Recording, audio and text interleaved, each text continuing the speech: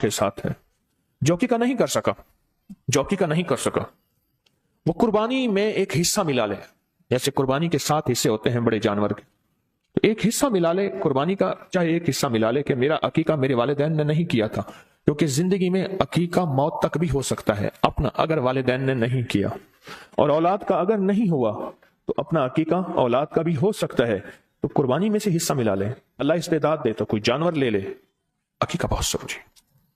امام جعفر صادق رحم اللہ سلام اللہ کی بارگاہ میں ایک شخص حاضر ہوا اور فرمایا اس شخص کے بچے 3 تھے، اور تینوں ہم شکل تھے، اور باپ کی ہم شکل تھے تینوں، اور ان میں فرق نہیں ملتا تھا کہ تینوں میں فرق کیا ہے، یعنی کون بڑا ہے کون چھوٹا ہے۔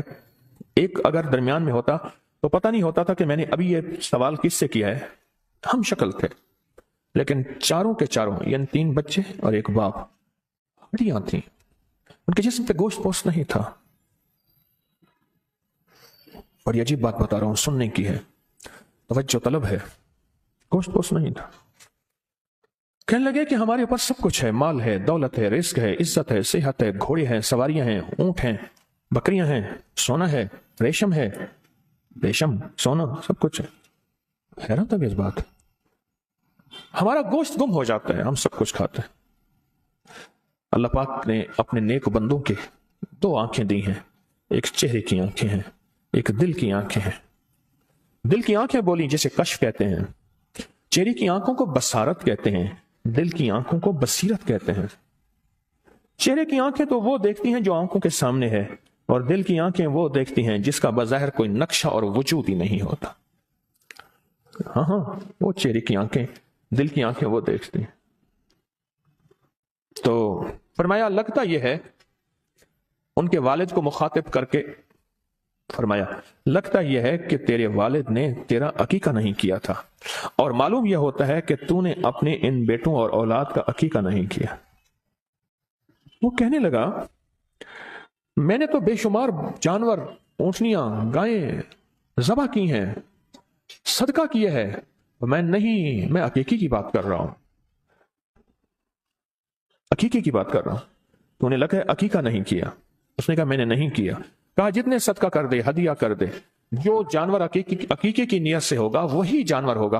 اور پھر فرمایا اپنے جسموں کے گوشت کو، پوست کو، چربی کو اور خون کو، 4 چیزیں فرمائی ہیں، گوشت، پوست کہتے ہیں کھال کو، چربی اور خون کو اگر بچانا ہے تو اپنی نسلوں کے لیے عقیقے کرنا نہ بھولنا، ورنہ تمہارا گوشت، پوست اور چربی اور خون وہ بلائیں پی جائیں گی جو تمہیں نظر نہیں آئیں گی، لیکن تمہارا جسم نچوڑ دیں گے۔ اور ایک اور جگہ فرمان ہے،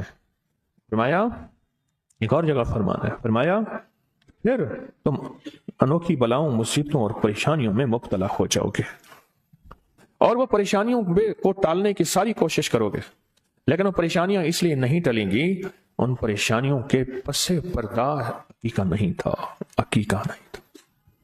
اور ایک اللہ والے کے اور فرمان کو سنا دو، فرمایا جتنے کا عقیقے کا جانور آنا ہے اتنے 70 اور لگ جائیں گے، پھر بھی راحت نہیں ملے گی۔ اتنے 70 یعنی اتنے پیسے 70 گنا اور لگ جائیں گے، پھر بھی راحت نہیں ملے گی۔ راحت تو اس وقت ملے گی جب عقیقہ جو تیرے ذمے ہے اس کو تو کرنا گزرے۔ وہ جو تیرے ذمے عقیقے کا جانور ہے، عمل ہے، وہ جب تک نہیں کرے گا اس سے زیادہ 70 گنا جتنی خرچ کرنا ہے کرتا جا، راحت نہیں ملے گی۔ رمضان آ رہا، رمضان میں عقیقہ کرنا، مشورہ دے رہا، اگر اللہ نے استعداد توفیق دی ہے اور میں نے عقیقہ اپنا نہیں ہوا، میری عمر چاہے 70 سال ہے یا 90 سال ہے یا 100 سال ہے، اور میرے بچوں کا نہیں ہوا، رمضان میں کریں۔ طریقہ میں بتاتا ہوں، جانور بہترین اس کو ذبح کریں، ذبح کرنے کے بعد پکائیں، روٹی پکائیں، لوگوں کو کھلا دیں، روزے داروں کو روزہ افطار کر دیں۔ عقیقے کا کھانا پاک ہوتا ہے، اور عقیقے کا کھانا صدقہ نہیں ہوتا، آل رسول کے لیے صدقہ مناسب نہیں۔ عقیقہ تو بہترین ایک ہدیہ ہوتا ہے۔